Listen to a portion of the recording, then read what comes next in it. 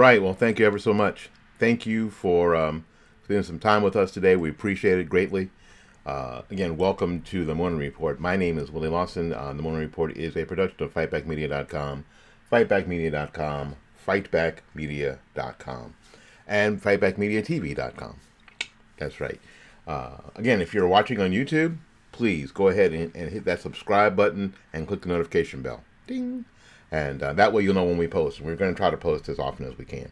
All right, let's go ahead and get to it.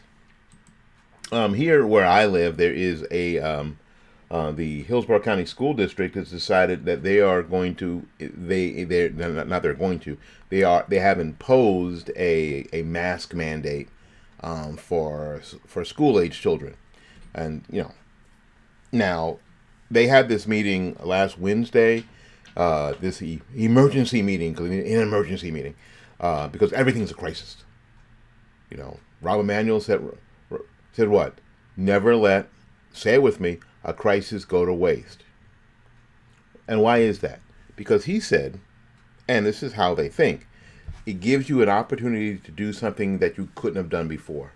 It gives you an opportunity to scam of people the way that you could have never scammed before, because we have to do something in this time of crisis, right? Whether it actually is or not. But there you go. There you go. So that's what's going on. So they had this meeting on last Wednesday and decided on that the very next day this mask mandate will go into effect. They didn't give teachers, kids, or parents time to adjust, like over the weekend. So the word got out, blah blah blah. They didn't do that. It was because of it's a crisis. It's an emergency. They had to do something right then. Like somehow they were going to stop the spread of COVID overnight in the school district. You don't believe that, and neither do they. But anyway, that's what they did. And it's interesting. I'm finding out because I'm asking some people that when kids got to school the next day, there were already teachers and administrators ready to pass out masks to kids as they were coming into the building. So what you found out was that decision that they had a meeting for and had all the hoopla and had all the upset for, that decision was already made. So what you thought you were doing by attending and raising your voice and raising your hand was all BS because it was just for public consumption. The decision had already been made. Now in Florida, I don't know how they do that with because there's this whole set of laws in the sunshine, or legislating in the sunshine, but they'd already made that choice. Which leaves parents only one other choice: to not participate. I'm not a fan of homeschooling. Generally speaking, I'm not, because it assumes that everybody can teach, and truly they can't. Most assuredly they can't, because teaching is a whole subset of skills that a lot of people simply don't have. Hell, a lot of people who have the job teaching don't have the subset of skills it takes to teach. They may be good at the job, but they are not good at teaching anybody else how to do it.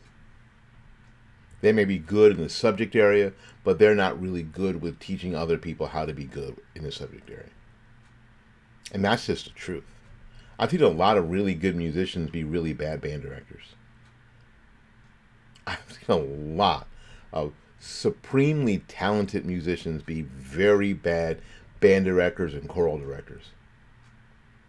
It's a different skill set. I'm not dogging them out, but it's just a different skill set. So anyway, a John Hopkins doctor, and I'm going to, let's see here. Is it my dude? Yeah.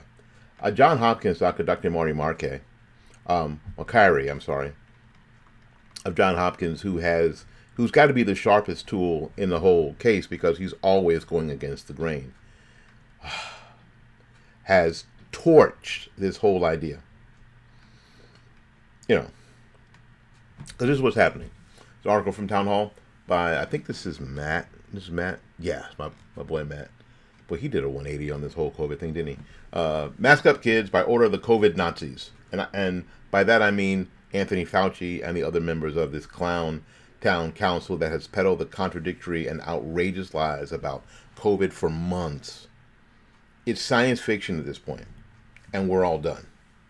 We have 3 vaccines. If you want to roll the dice and remain unvaccinated, you already know the risks. I've had COVID, recovered from it, and didn't get vaccinated. Matt said he did. This pandemic is over for me, but now the lab coats are targeting kids because they're the last refuge. Now, why do they target kids? Because our kids mean the most to us. Our children mean the most to us. That's why. That's why they're targeting the children. Because if they can target the children, they can get our attention too. You want to get the attention of an alligator? Mess with her babies. You know what I'm saying? You want to get the attention of a big bear? Mess with her babies. Mama bear will show up. You know what I'm saying?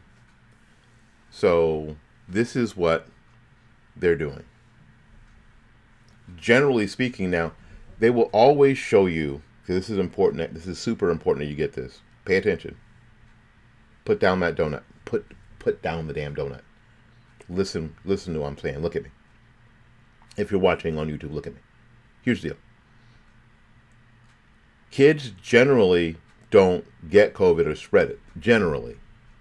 But they're going to show you every case where some poor child has contracted COVID and maybe has died from it. They will, because that's how they do it. This is how they do it. This video will probably get taken down from YouTube because of medical misinformation. That'll be my first strike, and then I won't be able to post for a week or upload for a week or whatever. Or you won't be able to comment. They're probably going to get me. But it doesn't matter. I'm not telling you what to do. I am informing you that there is a doctor at Johns Hopkins University, which isn't some offshoot of some, the Dover, Florida, Better Medicine Clinic. I'm talking about some weirdo. And an offshoot. Let me go down this rabbit trail. Can I go down this rabbit trail? I'm going down this rabbit trail. The reason that we have the nuts that come out, I mean the nuts that come out, is because these people are so concerned with creating and keeping the narrative, for whatever reasons.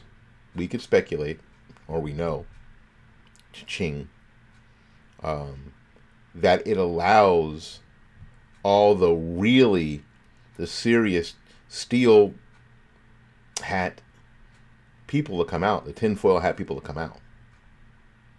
That's what allows them to come out. That's what gives these people air and gives these people room. So a reasonable, rational, reasoned viewpoint has been squashed, even from other experts in the field, like Dr. Marty Marquet from Johns Hopkins. He's, like I said, he's not from some some urgent care, in Philadelphia, Mississippi. No offense, Topher. He's not. But anyway, he says that kids generally, now this is important, generally, because Facebook loves now to fact check stuff, but some kids do, yes, but generally they don't. Despite the panic porn you see on CNN, even with this Delta wave and the school year is upon us. Well, some places it's upon us. Some places like where I live, it's happening. It's happening right now. Kids are in school right now.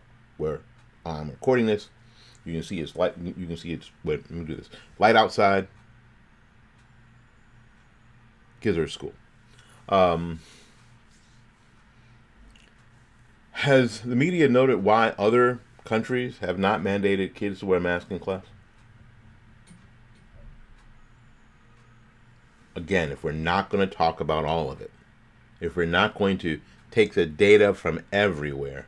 Why would a class in Sweden or Norway or India or somewhere else of kids be different than a group of kids in Jacksonville, Florida, or Philadelphia, Mississippi? Why would they be any different when it comes to this? Other places have not mandated kids to wear masks in class. Some people say it does more harm than good. What's the science behind masking kids? What's the research? Where are the numbers? Where's the damn data? There's virtually none. Except for, Dr. Fauci, who says, I am the science. I am the science. Really? Basically, there's actually no research dedicated to any of this. It just isn't. Of course, the president says, make sure your child is masked when they leave home. Yeah, okay, whatever. But Dr. Marty Marquet of Johns Hopkins has been at the forefront of trying to get science-based advice to the public. And it's just what I just said. Is this idea that if you just tell me what the real data is, then I will be able to make an informed decision. You don't have to give me, and doctors do this a lot. Your doctor does it a lot. You don't have to give me the worst case scenario in every single thing. You just don't have to. So when you go to the doctor and you get on the scale and the scale goes, whoa, only one. And your doctor goes, yeah, you're morbidly obese. And then the next sentence out of his mouth is, and morbidly obese people die. And then my next sentence is that everybody dies, Doc. Everybody. None of us are getting out of here alive. None of us. And he hasn't helped me. I may not like being a big fat tub of goo who has to get his t-shirts made from Omar the tent maker. I may not be that guy, but he hasn't helped me. He didn't say, hey, Mr. Lawson, I see that you're 709 pounds today. How do you feel about that? Were you interested in, maybe I got some programs here that I can help you with? He didn't say that. He said, well, everybody who morbidly obese is going to die. And am I going to die before I leave here? I know that I left a grease stain on your chair, and I'm really sorry. But, So you don't have to give me the worst case scenario. You don't have to dig through everything and find out, oh, look at this guy. He's fat and he died. Oh, or look at this kid. This kid got COVID and died. And that's really sad and it's terrible. But it's what the left does. The left will stand on a stack of dead kids to fight gun control. Y'all remember Sandy Hook?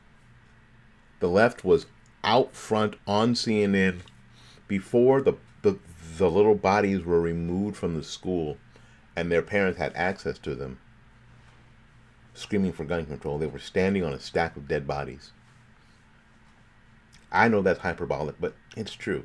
And because this is what they're doing, and they're doing the very same thing here. They'll go to these meetings and they'll bring doctors in and they'll give you the worst case scenario. Yes, things may get bad. They might. But not for everyone. For some, yes. So Dr. Marty Marquet is one of the, Makari, I'm sorry, I keep mispronouncing his name, is one of the few medical guests that's talked about naturally acquired immunity. Now, again, something else that nobody is talking about. And not everybody is going to get naturally acquired immunity. They're not. But some are. Noting that over 100 million Americans probably already have had and recovered from the infection. Which bodes well for herd immunity given the vaccination rate. So you got two things going on at one time. You got people who had the virus and have recovered and are doing well. And then you have people who have taken the vaccine. And if the vaccine works, even at 50%, you have a lot of people who have a lot of immunity. A lot of people who have a lot of have immunity. Yet on this question, he takes the forced mask wearing for kids narrative to the woodshed. This was in the Wall Street Journal. Do masks reduce COVID transmissions in children? Believe it or not, we could find only one single retrospective study on the question, and its results were inconclusive. Yet 2 weeks ago, the Centers for Disease Control and Prevention sternly decreed that 56 million U.S. Children and adolescents, vaccinated or not, should cover their faces regardless of the prevalence of infection in their community. Authorities in many places took the cue to impose mask mandates in school and elsewhere on the theory that masks can't do any harm. So this is what we're doing? This is what we're doing? Well, it can't hurt. Maybe. Maybe this isn't true. Some children are fine with wearing. This is the whole point. Some kids are fine with wearing a mask, but others struggle. Those who have myopia can have difficulty seeing because the mask fogs their glasses. We all went through that, right? This has been a long problem for medical students in the operating room. Masks can cause severe acne and other skin problems. The discomfort of a mask distracts some children from learning. By increasing airway resistance through exhalations, a mask can lead to increased levels of carbon dioxide in the blood, and masks can be vectors for pathogens if they become moist or are being used for too long. We're talking about kids, right? Kids put on the face covering and they got it on all day and they're running around with it. Get little schmutz in it. Right?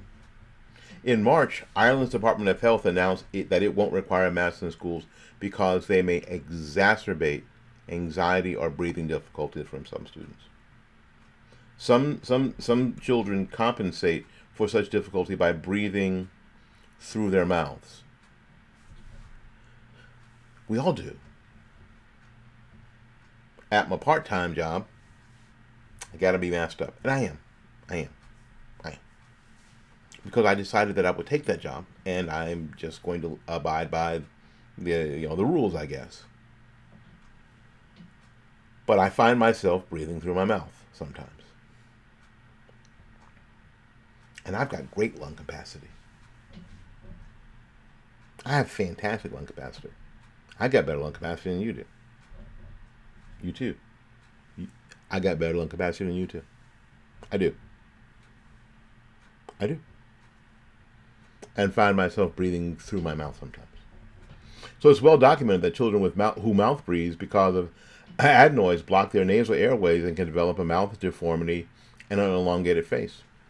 What about the risk of COVID, which mask mandates are intended to ameliorate? The CDC reports that for the week of July 31st, the rate of hospitalizations with COVID children 5 to 17 was 0.5 per 100,000.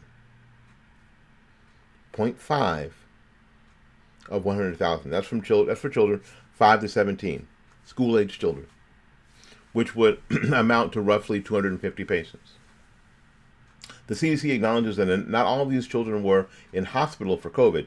Viral testing at admissions is routine, even for patients who have no COVID symptoms. Children who do develop COVID symptoms are at minimal risk of long COVID, according to the Lancet study published on August 3rd. Almost all children had symptoms resolutions by 8 weeks, providing reassurance about long-term outcomes. We have been encouraging Americans to wear masks since the beginning of the pandemic. Well, some people have. Fauci was, no reason to wear a mask, should wear a mask. No reason to wear a mask, should wear a mask. Remember? You know what the hell he was talking about. Yeah, I said that, so I didn't want all the masks to get taken up by you. And I didn't want you wearing all the damn masks. I wanted to go over here to these people over here. It was a noble lie. Anyway, a research study by one of us, Dr. Mark Harry, I want to say that right, probably not, and his Johns Hopkins colleagues found that Of the $42 billion in the National Institute of Health spent on research last year, less than 2% went to COVID clinical research. And not a single grant was dedicated to studying masks in children. In the absence of data, mask mandates have ignited a culture war. Now, here is the important part of this for me. $42 billion the National Institute of Health, Dr. Fauci, has spent on research last year. $42 billion. Less than 2% of that went to COVID clinical research. And zero, none of it, not one grant was dedicated to studying masks in children. Not any of it. So we don't know. We could have known. We could have known. We could have had an idea. We could have had some information that we could use, that parents could use and school districts could use. But now we've got this massive culture war, right? Well, who saw that coming? The culture war aspects of all of this. Fauci and the CDC peddled nonsense on masking for months, and then when the CDC was caught colluding with teachers' unions to keep school closed, remember that? Remember? The political element was further intensified. What's more is that a lot of the doomsday scenarios in the spring never came true. Do you remember the press conference with President Trump, where they solemnly get up to the platform and say, "This is going to be a tough week for Americans. We're set that we may possibly lose 2.5 million Americans this week." 2.5 million people were supposed to die that week. They didn't, by the way. They didn't. And people died, but not all of them died of COVID, that's for sure. You remember that? So some of these doomsday scenarios, like, yeah, Mr. Lawson, you're fat, you're gonna die. Yeah, doctor, you're fat, you're perfectly healthy, and you're gonna die too. Put down the quinoa, you're gonna die. Pick up a beer, put down the quinoa, because you're gonna die. Because we're all gonna die. None of us gets out of here alive. And then the troves of Fauci emails were revealed, with one noting that the store-bought masks are ineffective in curbing the spread of COVID. Fauci also said at the outset that we shouldn't wear masks. Remember that? Now it's just cover your face. It doesn't matter what kind of mask. It could just be cloth. It just could be anything. Cover your mask with your hands. Cover your face. Remember? So what's the science behind that? There's none. That's why people are of the mind it's about control. You got no data. You got nothing.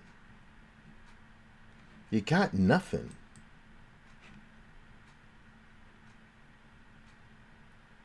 And now they've got an FDA approved vaccine. Shh. Stop, y'all. Stop. I know. I read it too. I'm gonna put the PDF. I want to put the PDF on the website so people can read it for themselves. I'm not gonna comment about the Pfizer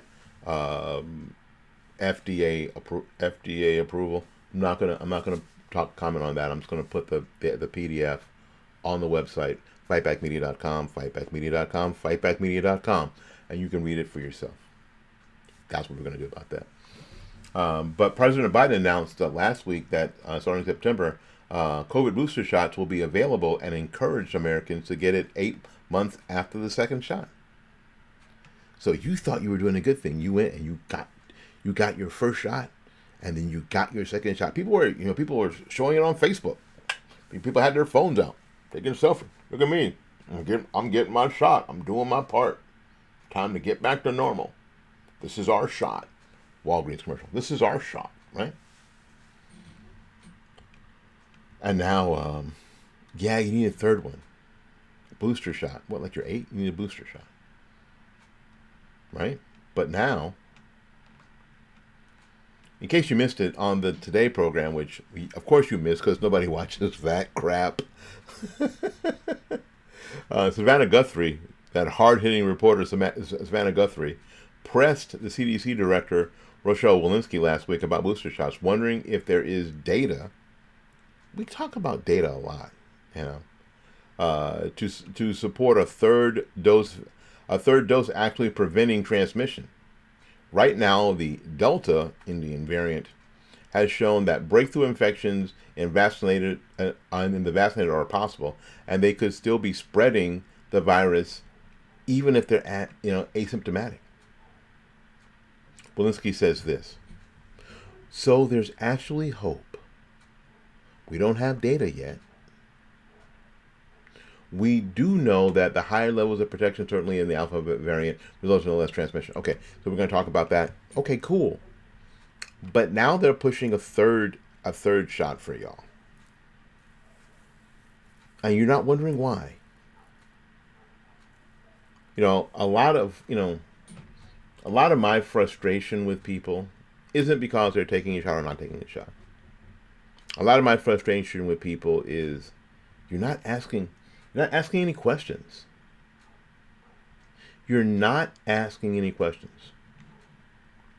One of the best things that I've posted on Facebook in a long time, I'm going to read to you. Who's that? Okay. I'm going to read to you because I was super impressed with myself. I was sitting here in this chair and I was like, I need to post on Facebook. Two things. Hang on. Yes, people are surprised that you are no longer going along like you did before. Maybe they should ask you why.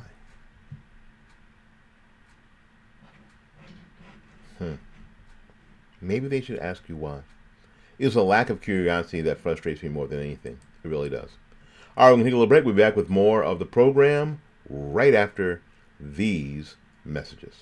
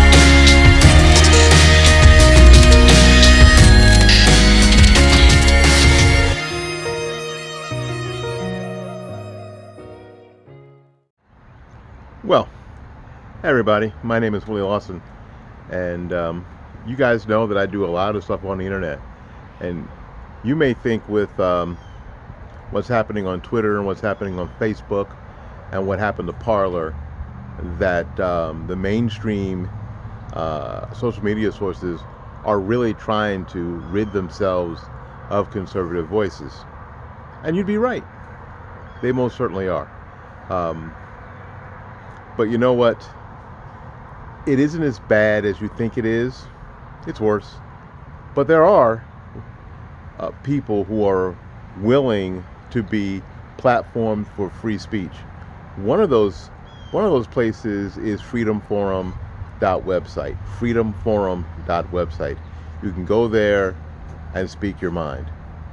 So come join us. Enjoy the freedom. Enjoy the fun. If you are a true blue conservative, small businesses are near and dear to your heart. They are the lifeblood of our life and economy. I believe this, and that's why my florist is not a website or phone number. My florist is Bloomingdale's Flower Shop, Tampa's premier flower shop. At 11618 North Florida Avenue here in Tampa, Florida, and at 6835 State Road 54 in Newport Richey. Call Christine at 813-933-1942 and at 727-232-6900.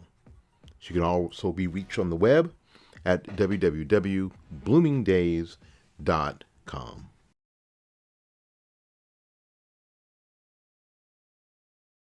One of the things that I get asked most is where can I get information that is not tainted with liberal bias, especially here in the Tampa Bay area. Well, now I have the answer. tbctampa.com, a website by and for Tampa area conservatives. Tampa's leading conservative voices speak freely at tbctampa.com, and you can too. So join the fun and enjoy the freedom at tbctampa.com.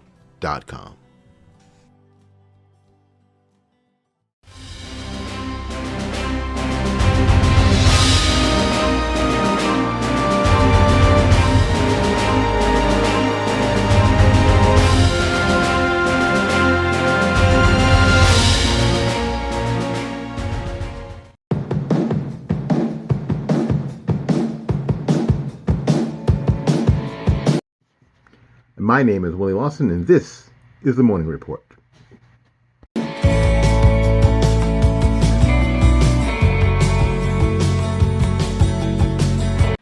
All right. Well, thank you ever so much. We appreciate you being here.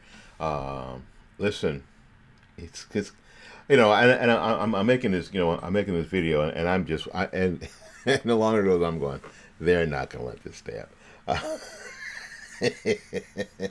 I'm going to get my first real strike.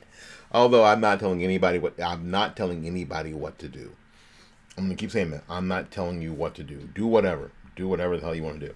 But this is some of the information that's out there from, I think, credible sources. Again, when we start talking about Johns Hopkins University, we're not talking about some community college in Dothan, Alabama. We're not. We're talking about the real deal. The experts, right? They're experts unless they disagree, unless they're going against the grain. They're experts. Good news. And I'm sure you could use. I'm sure you could use some, right? All right. The Democrats are scrambling especially here in Florida, scrambling like hell to find some way to unseat Ron DeSantis and Marco Rubio too. Why? Because they have both pushed back against a lot of the stuff that we've seen. There hasn't been any. I don't think there's been anybody in the Senate who's pushed back harder against Joe Biden since Biden got elected than Marco Rubio. Maybe there is, but I don't think so. Now, I talked to someone I really liked the other day, and they're just not going to let Marco Rubio live down the Gang of Eight. I was reading in the comment section, and I try not to ever read comment sections because the worst thing about these articles are the comment sections. It's like, the worst thing about call-in shows, the callers. Sorry, love y'all, but it's the truth. So when they open up comments for these articles and people comment, you cringe sometimes. But this person I was talking to, who I really like, has not forgiven Marco Rubio for the Gang of Eight. Just not. And if you don't know what that is, go ahead and look that up.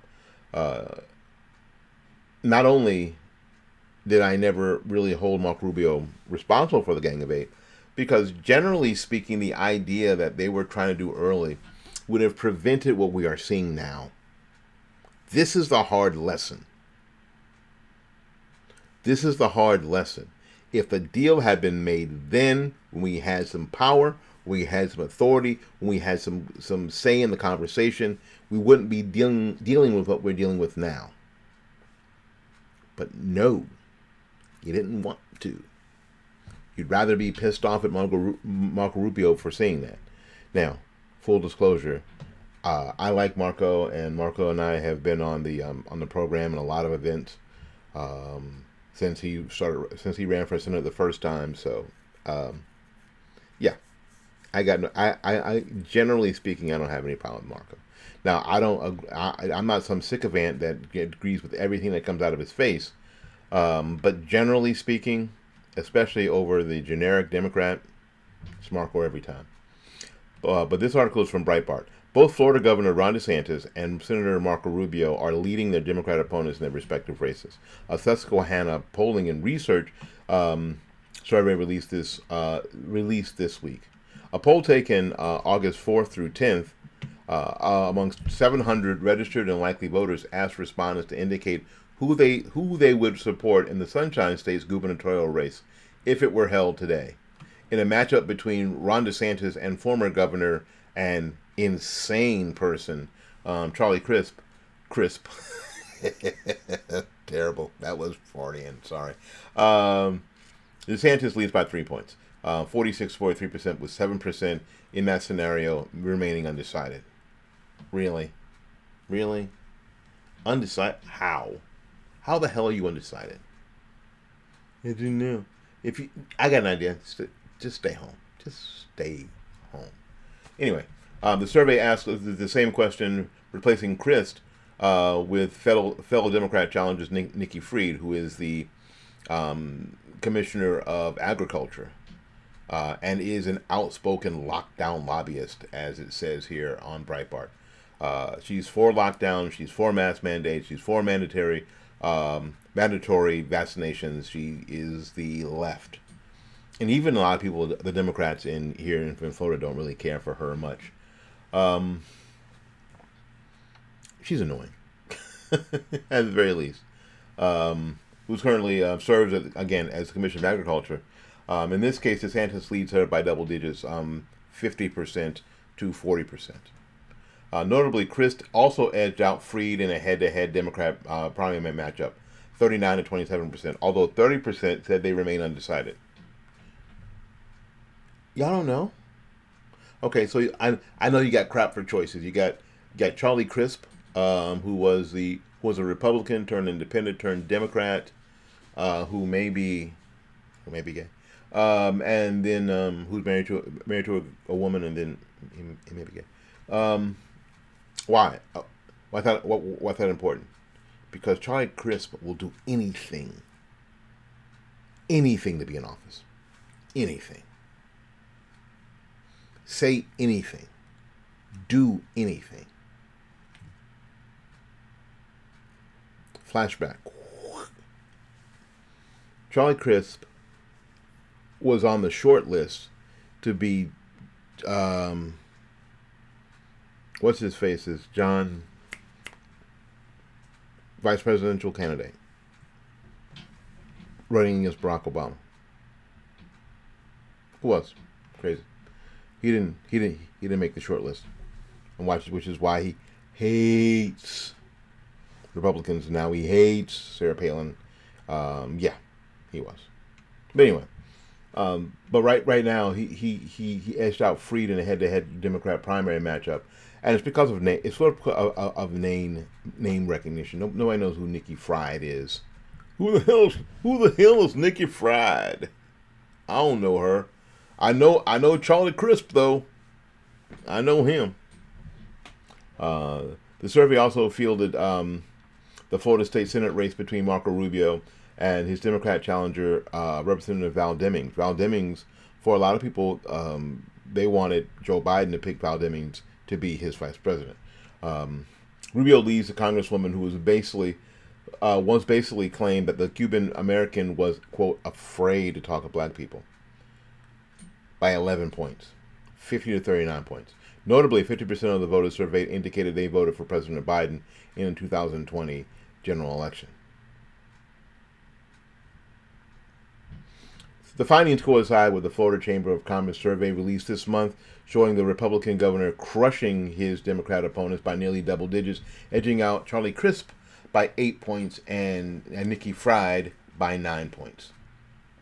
And I'm sure if they did that survey today, especially after the mishandling of the Afghanistan situation, it might be even worse for the Democrats. It is still, and it is still important that we win these races. It's still important. I wish that it wasn't important. No, I wish that we could move this agenda forward. But somebody said a long time ago, who was it? I think it was Ned Ryan, my friend Ned Ryan, who did. It escapes me. He said that politics is policy. You can't set policy unless you win. The left knows this. You cannot set policy unless you win. Am I right? Am I right or am I right? You cannot set policy unless you win. You can't set policy. You can't, tell the DJ what to play when you're outside of the club. When you're outside on the sidewalk. You can't walk up to the DJ and say, "Hey man, you got to be playing this jam." You got to be in the club. So don't lose focus. And don't lose hope. My name is William Lawson. This has been The Morning Report. The Morning Report is a production of fightbackmedia.com, fightbackmedia.com, fightbackmedia.com, and fightbackmediatv.com. So thank you ever so much for spending some time with us. Until we see you again, go out there and learn something, love somebody, and for goodness sakes, y'all take care of yourself. We will see you when we see you. Bye-bye now.